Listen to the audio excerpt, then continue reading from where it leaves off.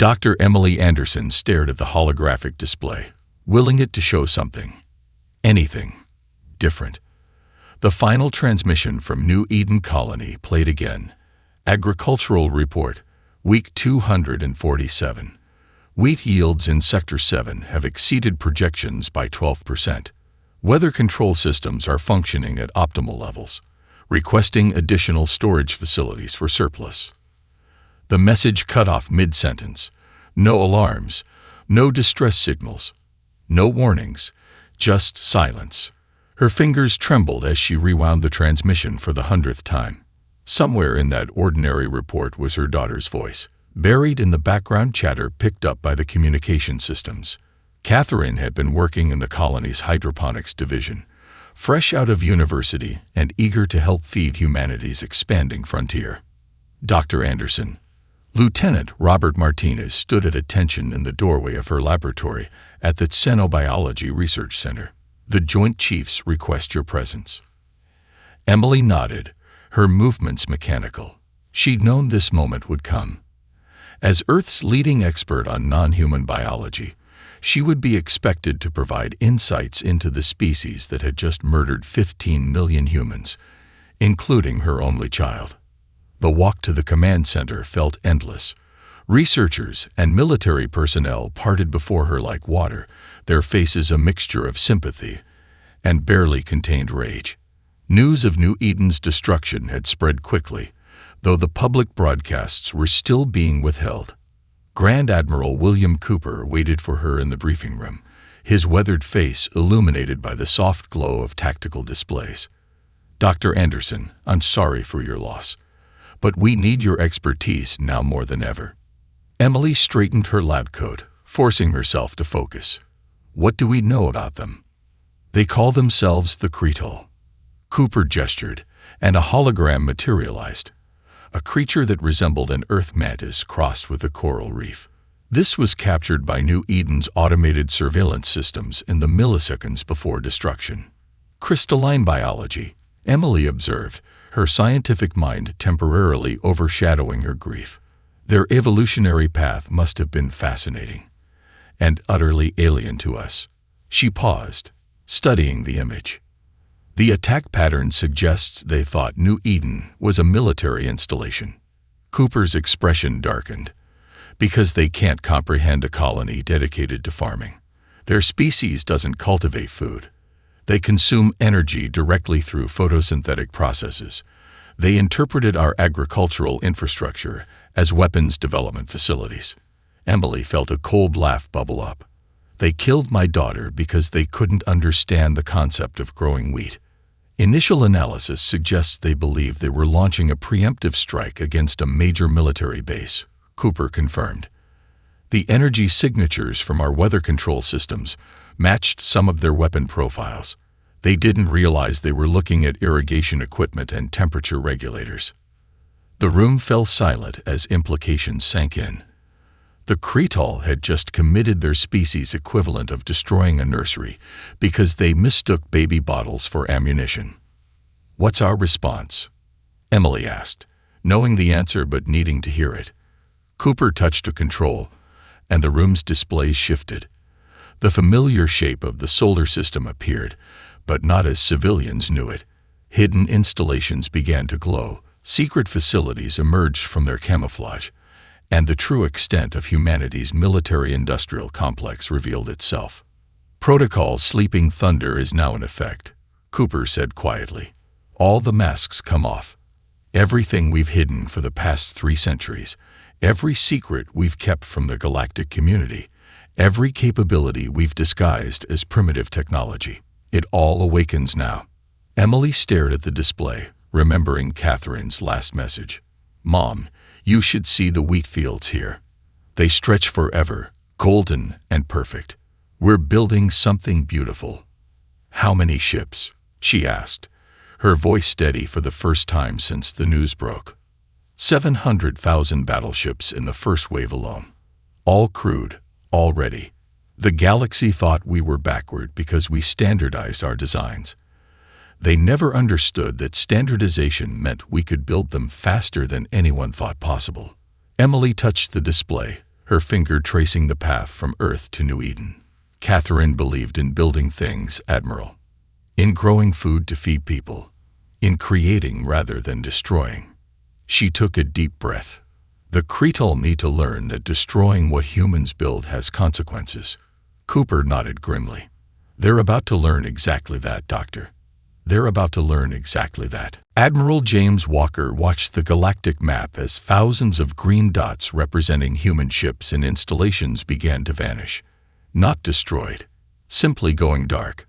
Each disappearing light represented a piece of humanity's carefully orchestrated withdrawal from galactic affairs. A withdrawal 3 centuries in the making. Sir, the Galactic Council is demanding an explanation. Lieutenant Sarah Hayes reported from her communications station. They're particularly concerned about the merchant vessels dropping out of scheduled routes. Walker allowed himself a small smile. Those merchant vessels were about to shed their civilian disguises like snakeskin. His brother-in-law, Thomas Reed, commanded one such ship. For 20 years, Thomas had played the role of a simple cargo hauler captain, moving grain and construction materials between colonies. Only Walker and a select few knew that Thomas's ship could transform into a heavily armed battlecruiser within hours. Send the standard response, Walker ordered. Due to recent tragic events, humanity requires a period of mourning and reflection. All operations temporarily suspended. The command center's massive displays showed the withdrawal's progress. Human trading posts shut down. Research stations went quiet. Colonial outposts evacuated non-essential personnel. To the galaxy, it looked like humanity was retreating in fear. In reality, they were clearing the board for what was to come. Message from Commander Reed's vessel. Sir, Hayes announced. Operation Chrysalis is proceeding on schedule. Walker nodded. Throughout human space, thousands of seemingly civilian ships were undergoing their long-planned metamorphosis. Cargo holds transformed into missile bays. Hidden armor plates slid into position. Weapon systems emerged from concealed compartments. Each ship had been built for this moment, their civilian functions merely a clever disguise. Admiral, a new voice called. Dr. Emily Anderson entered the command center, her face bearing the strain of recent loss, but her eyes sharp with purpose. The Cretal have released a statement about New Eden. The room fell silent as the alien transmission played. The crystalline beings appeared on screen, their faceted forms refracting light as they spoke. The military installation designated New Eden was eliminated to preserve galactic peace. Its weapons development facilities posed an unacceptable threat to civilized species. Walker watched Emily's hands clench into fists. They still think it was a military base, she said, her voice tight with controlled rage. They killed 15 million farmers and scientists because they couldn't comprehend the concept of growing food. Sir, Hayes interrupted, we're receiving reports from our deep cover operatives. The Cretal are celebrating. They believe destroying New Eden has demonstrated their military superiority and expect humanity to sue for peace within days. How wrong they are, Walker murmured. He keyed in a command, and new displays illuminated. Hidden shipyards throughout the solar system began powering up. Manufacturing centers buried within asteroids awakened. Orbital platforms shed their civilian disguises, revealing their true military nature. A message flashed on his private screen. Strike Group Vengeance reports ready. Commander Reed requests permission to shed civilian status. Walker thought of Thomas, playing the humble merchant for so many years.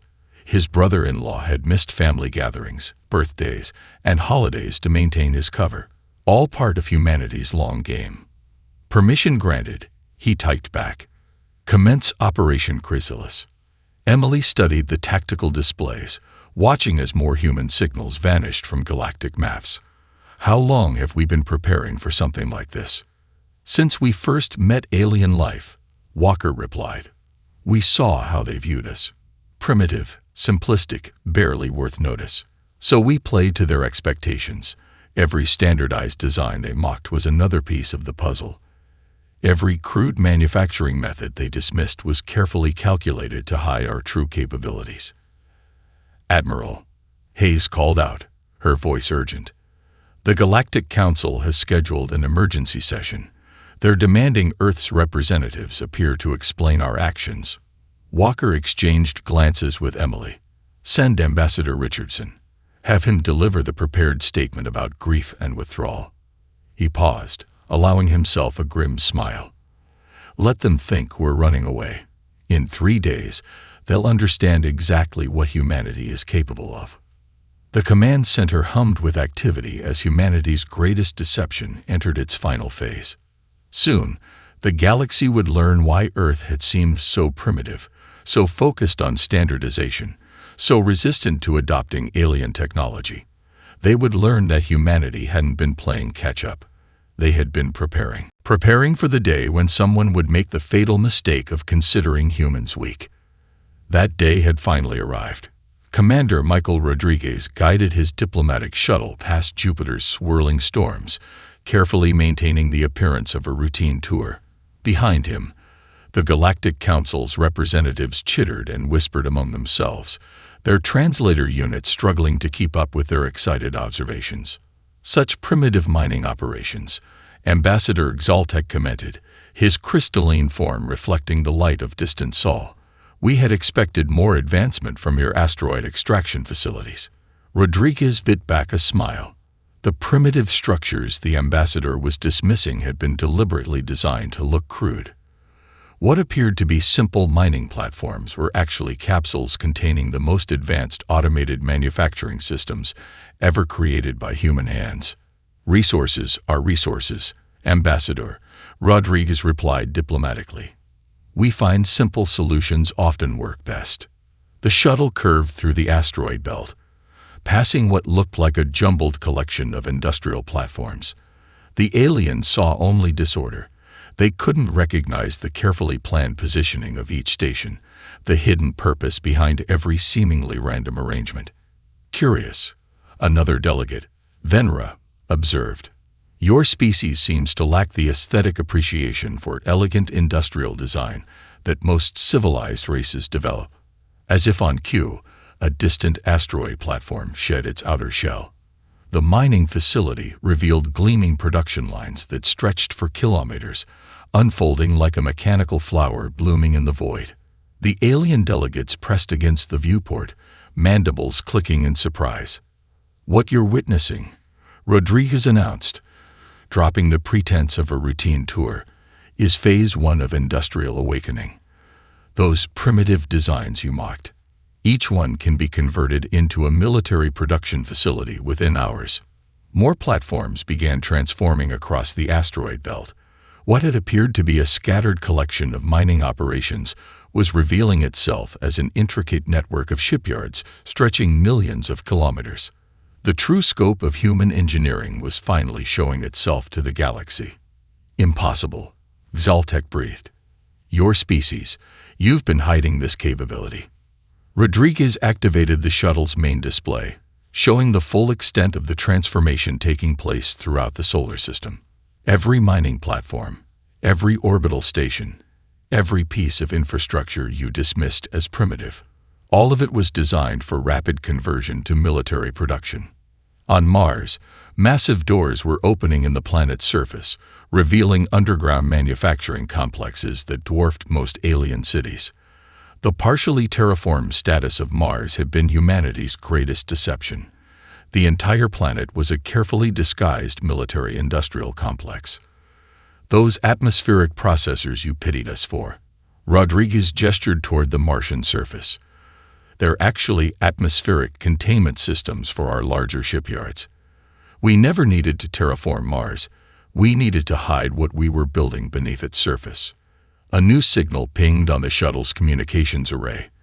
Dr. Emily Anderson's voice came through, clear and precise. "Commander, Protocol Sleeping Thunder is now in Phase 2. You're cleared to show them everything." Rodriguez entered a series of commands. The shuttle's supposedly basic sensors revealed their true capabilities, displaying the full extent of humanity's industrial awakening. Throughout the solar system, hidden factories roared to life. Production lines that had been idle for centuries began moving with precision that made the alien delegates gasp. Your species, Venra's translator struggled to convey his shock. You've been preparing for war all this time. Not war, Rodriguez corrected. We prepared for survival. The destruction of New Eden proved we were right to be cautious. Humanity didn't spread across the stars hoping for conflict. We spread across them ready for it. Through the viewport, the first wave of battleships emerged from a newly revealed shipyard. Their design was standardized, efficient, and utterly human. No artistic flourishes, no unnecessary complexity, just pure, calculated functionality multiplied thousands of times over. Now you understand why we never adopted your advanced manufacturing techniques, Rodriguez said quietly.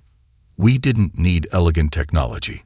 We needed something we could scale up instantly, something we could hide in plain sight until it was needed. The alien delegates watched in stunned silence as humanity's industrial might continued to unveil itself. The species they had dismissed as industrially backward was revealing itself to be a sleeping giant. And now, awakened by the destruction of New Eden, that giant was ready to show the galaxy exactly what primitive human engineering could accomplish. Director Jessica Thompson stood in the central control hub of Sarah's station, her hand hovering over the master activation panel. For 30 years, she had maintained the facade of running a simple mining operation. Now, as she pressed her palm against the scanner, centuries of preparation were about to pay off. Authentication confirmed, the station's AI announced. Operation Sleeping Thunder, Phase 3 initiated. Removing industrial camouflage. The walls around her transformed. What had appeared to be rough-hewn rock and basic support structures melted away, revealing gleaming metal walls and advanced monitoring systems. The primitive mining facility was shedding its skin. Status report, Thompson commanded, watching as dozens of holographic displays materialized around her. Manufacturing Grid Alpha through Delta now online, her deputy director, Marcus Chen, reported. Production efficiency at 98% and climbing. The standardized designs are proving their worth. We're already exceeding projected output by 12%. Through the station's observation dome, Thompson watched as massive fabrication arrays emerged from their hiding places within the asteroid. Each array was a masterpiece of human engineering, designed to produce standardized ship components at unprecedented rates. Commander Rodriguez's diplomatic tour is complete, Marcus announced. The Galactic Council representatives have been enlightened about our true capabilities. Thompson allowed herself a grim smile. Show me the production numbers. The central display filled with data streams. What had once been disguised as simple mining equipment was now revealing its true purpose, the largest coordinated manufacturing operation in human history. Every asteroid facility, every orbital platform, every hidden factory was now working in perfect synchronization. Director, a new voice called. Dr. Emily Anderson's hologram appeared at the command station. The analysis of New Eden's destruction has yielded additional insights. The Cretal used their most advanced weapons, believing they were targeting military hardpoints. They expended significant resources destroying our weather control systems. Because they thought irrigation equipment was weapons technology, Thompson finished. Their mistake will cost them dearly. How are the conversion rates progressing? Emily's hologram gestured, bringing up new data. Every civilian vessel component we've stockpiled is being repurposed exactly as planned. A passenger liner's power core becomes a battleship's heart with just 3 modular changes. The standardization you insisted on is paying off. Conversion times are 30% faster than our best projections. Through the station's windows, Thompson could see the first wave of completed battleships emerging from the hidden shipyards. Their design was intentionally straightforward. No wasted space, no decorative elements, nothing but pure functionality. The aliens had mocked these designs as unimaginative. They would soon learn the value of simplicity multiplied by hundreds of thousands. Ma'am, Marcus interrupted, we're detecting increased scanning activity from several alien observation posts. They're trying to understand what they're seeing. Let them look, Thompson replied. Deception is no longer necessary. Show them everything. She keyed in a command sequence, and the last vestiges of camouflage fell away across the entire asteroid belt. Hidden doors opened, revealing production lines that stretched for kilometers. Automated assembly systems that had waited patiently for centuries roared to full power. Message from Admiral Walker, Marcus announced. The first wave of converted civilian ships is complete. Commander Reed's fleet is ready for combat operations. Thompson nodded, remembering all the times the aliens had questioned why humans relied so heavily on outdated standardized designs. They had never understood that every civilian component was built to military specifications, capable of being repurposed at a moment's notice. Dr. Anderson, Thompson called, please inform the Admiral that Ceres Station is now operating at full capacity. We're producing one battleship every 8 minutes, with production rates increasing as more assembly lines come online. Emily's hologram nodded, her expression a mixture of satisfaction and sorrow. The Cretal thought they were destroying a military base. Instead, they killed millions of innocent colonists. Now they'll learn what a real human military installation can do. Thompson turned back to the window, watching as more ships emerged from the production lines. The aliens had never understood why humans seemed so obsessed with efficiency and standardization. They were about to learn that what they had dismissed as primitive was actually the foundation of humanity's true strength. Send word to all production facilities, she ordered. Operation Sleeping Thunder is now fully active. Show them what human industry can really do. Captain William Bill Harrison stood on the bridge of the U.S. Reckoning, watching as another wave of battleships emerged from the Ceres Station shipyards. His vessel, like thousands of others being produced every hour, represented everything the alien species had misunderstood about humanity's approach to engineering. Production report from Director Thompson. Lieutenant Emma Foster announced from her communications station. We're now completing one battleship every 6 minutes. They've optimized the assembly process beyond projected capabilities. Harrison nodded, running his hand along the smooth metal of his command console. The aliens had called human ships ugly, lacking the crystalline grace of Cretal vessels or the organic curves of other species' craft. They never understood that beauty wasn't the point. Status of the convergent process, he asked, watching as more ships joined the growing fleet. The civilian freighter Valentine's Promise just completed its transformation, Emma reported. Commander Reed reports all systems nominal. Who would have thought a grain hauler could hide so much firepower? Harrison smiled, remembering the countless mock inspections they'd endured from alien oversight committees. The Galactic Council's inspectors had always been so satisfied with themselves, pointing out the primitive nature of human vessel design. They never realized that every crude component could be quickly repurposed for military use. Captain, his XO, Commander Sarah Mitchell, called from her station. Dr. Anderson is requesting permission to come aboard.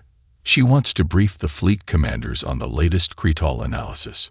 Permission granted, Harrison replied. He'd met Emily Anderson at New Eden 3 years ago, during one of his undercover missions disguised as a merchant captain. Her daughter Catherine had shown him around the hydroponics facilities, proudly explaining how they were advancing crop yields. The bridge doors opened, and Dr. Anderson stepped onto the command deck. Her face showed the strain of recent days, but her eyes were clear and focused. Captain Harrison, she nodded. Your ship is remarkably efficient. The Cretal would consider it an insult, but that's rather the point, isn't it? Harrison gestured to the tactical display, where hundreds of newly commissioned vessels were taking their positions. They spent centuries perfecting their crystalline hull designs. We spent that time figuring out how to build ships as quickly as possible. The Cretal ambassador just released another statement, Emily said, bringing up the transmission on a nearby screen. They're calling our ships an affront to civilized engineering. They still don't understand what they're looking at. Through the bridge viewport, Harrison watched as the U.S. Reckoning's sister ships moved into formation. Each one was identical, built to the same exacting specifications that aliens had dismissed as unimaginative. A Cretal battleship took 3 months to construct. Humanity was now producing 3 ships in the time it took to have a cup of coffee. New contact, Lieutenant Foster reported. Cretal scout ship at extreme range. They're conducting detailed scans of our fleet. Let them look, Harrison ordered. It's time they understood what they've awakened. The tactical display updated, showing the full extent of humanity's deployment. Standardized battleships moved with perfect coordination, their formations made possible by identical handling characteristics. No special modifications, no custom configurations, just pure, reliable uniformity multiplied thousands of times over. Message from Admiral Walker, Foster announced. Operation Sleeping Thunder is entering its final phase. All ships are to prepare for coordinated hyperspace jump. Emily stepped closer to the viewport, watching the endless stream of vessels emerging from the shipyards. They killed my daughter because they couldn't understand what they were looking at, she said quietly. They saw weather control systems and thought they were weapons. They saw food production and assumed it was military research. And now? Harrison asked, though he knew the answer. Now they're seeing actual human military technology for the first time, Emily replied. They thought New Eden was a fortress. They're about to learn what a real human fortress looks like. Harrison turned to his crew, each member representing years of patient preparation. They had all played their parts, merchants, miners, colonists, waiting for the moment when humanity would need to show its true strength. All hands, he announced shipwide, prepare for combat deployment. The Cretal wanted to see human military might. Let's show them what standardization really means when you're facing 700,000 identical ships, all operating as one. Colonel Sarah Martinez stood before the massive holographic display in Mercury Command, orchestrating what would soon become the largest coordinated fleet movement in galactic history. Each ship's course had been calculated decades ago, refined through countless simulations, and now it was all coming together.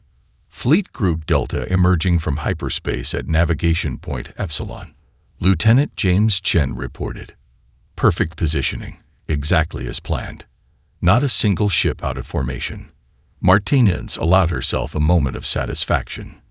The aliens had always wondered why humans insisted on such rigid training protocols, why every ship followed the same basic patterns. Now they were witnessing the result. Hundreds of thousands of vessels moving with precision that seemed impossible for such a primitive species. Status update from Captain Harrison's battle group. Another officer called out. The Reckoning and her sister ships are in position. All weapon systems showing green across the board. The holographic display updated, showing the true scope of humanity's deployment. What had once been carefully hidden behind a veil of apparent technological backwardness was now on full display. Every fleet's position had been planned years in advance, each hyperspace jump calculated to the microsecond. Colonel, Lieutenant Chen interrupted, we're detecting increased communications from Cretal Military Command. Their analysts are finally putting the pieces together. Show me, Martinez ordered. The intercepted transmissions appeared on her screen. The Cretal military leadership was in chaos. Their carefully constructed model of human capabilities was shattering as they witnessed the truth. What they had dismissed as a technologically inferior species was revealing itself to be a sleeping giant. Message from Director Thompson at Ceres, Chen reported. Production has exceeded all projections. We're now completing 1 battleship every 4 minutes. Martinez nodded, remembering all the times alien observers had mocked humanity's standardized shipbuilding techniques. They never understood that uniformity was the point. Every vessel identical, every crew trained to the same exacting standards, every component interchangeable. A new hologram materialized. Dr. Emily Anderson, her face grim but determined. Colonel, the latest analysis of Cretal fleet movements suggests they're still underestimating our capabilities. They're positioning their forces to counter what they think is our maximum deployment capacity. Let them keep thinking that, Martins replied. How many ships do they believe we have? Their highest estimates suggest they think we've managed to hide perhaps 10,000 vessels, Emily said. They cannot conceive of the true numbers. Their entire civilization has never produced as many ships as we've built in the past week.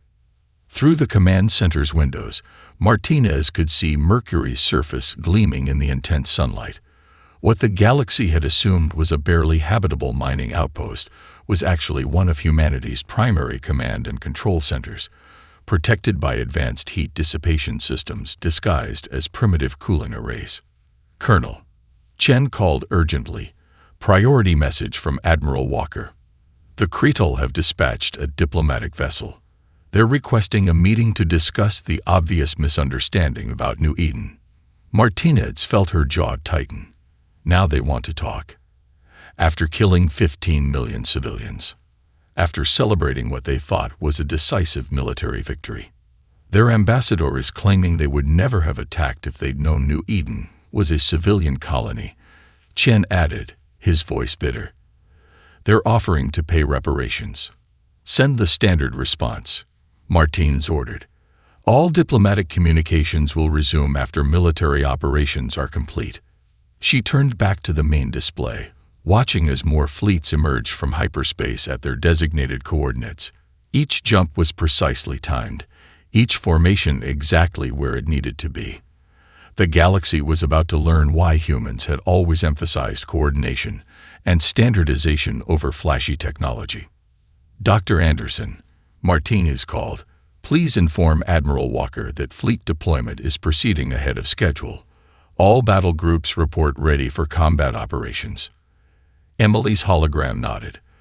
The Cretal thought they were being clever, striking at what they assumed was our military infrastructure.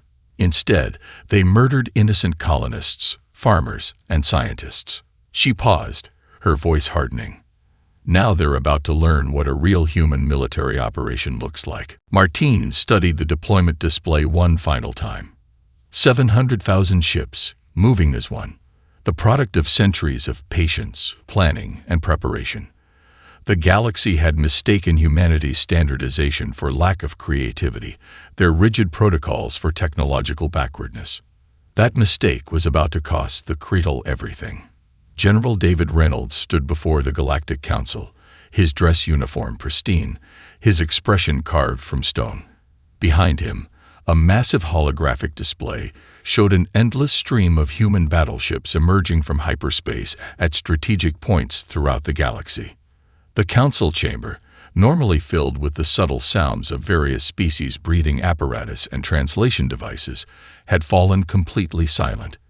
Even the crystalline forms of the Cretal delegates seemed frozen in place, their faceted surfaces reflecting the continuous arrival of humanity's war fleet. The terms are simple, Reynolds stated, his voice carrying clearly through the chamber's perfect acoustics. Unconditional surrender of all Cretal military forces within 24 standard hours. Full withdrawal from all contested spaces. Immediate cessation of all military operations. A junior Cretal analyst, unable to contain himself, broke protocol. Impossible, he chittered, his translator struggling to keep up with his agitated speech. Our latest intelligence suggested humans possessed perhaps 10,000 ships at most. These numbers cannot be real. Reynolds turned slightly, acknowledging the outburst with a cold smile. Your intelligence was based on what we wanted you to see. You believed what we wanted you to believe. That ends today.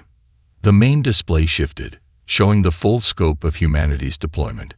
Each tactical map had to zoom out further and further to accommodate the sheer number of vessels taking position.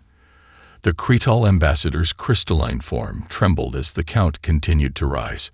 700,000 ships, Reynolds announced, each crewed by veterans who have spent years, sometimes decades, hiding in plain sight as merchants, miners, and colonists.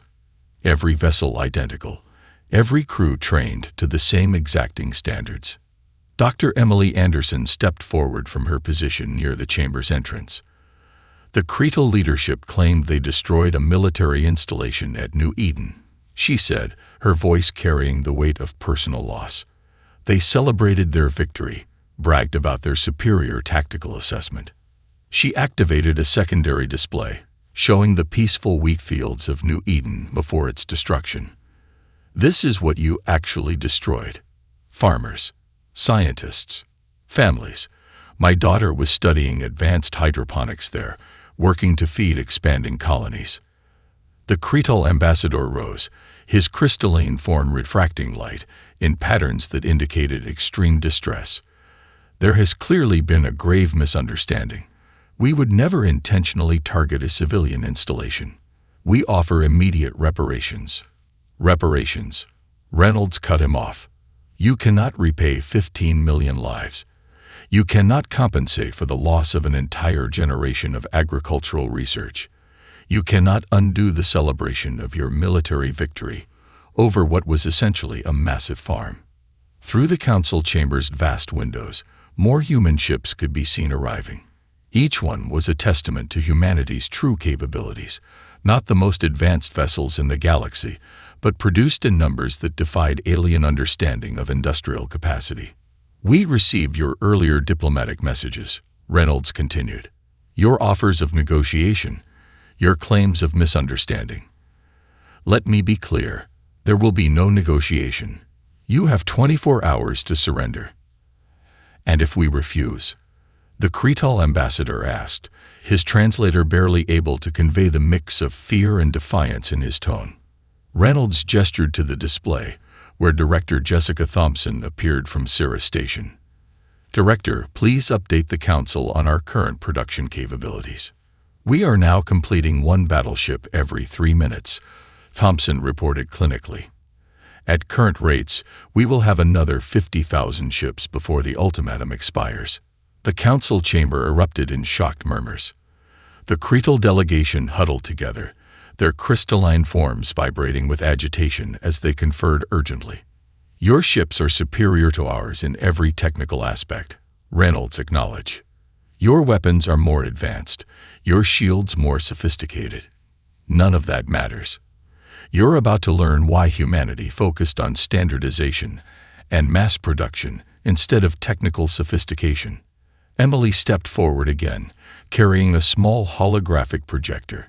She activated it, displaying an image of her daughter Catherine standing in New Eden's wheat fields, smiling at the camera. You killed my daughter because you couldn't understand what you were looking at, she said quietly.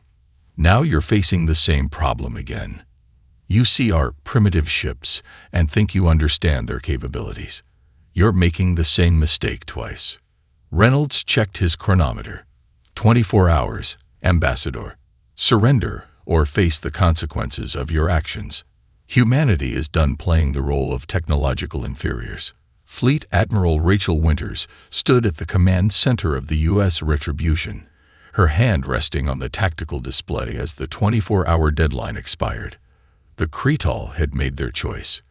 Their leadership, still believing in their technological superiority, had refused humanity's terms. All fleet commanders reporting ready, Captain Sarah Mitchell announced from her station. 700,000 ships awaiting your command.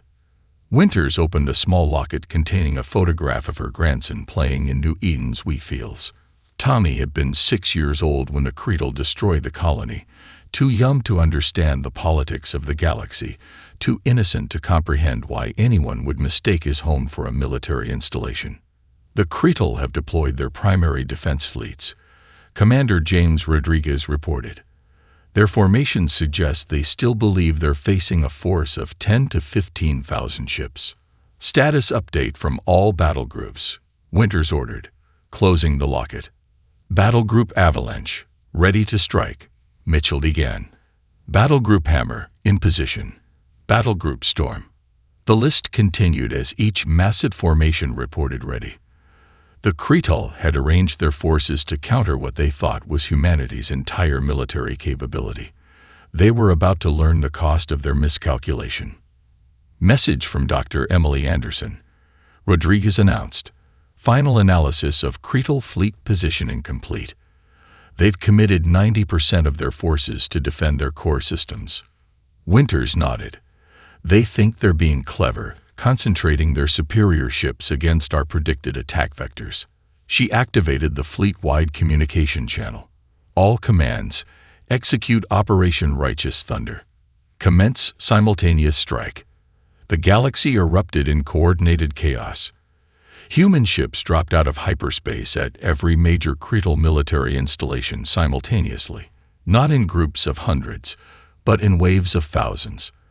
The Cretal's elegant battle formations suddenly found themselves surrounded 700 to 1.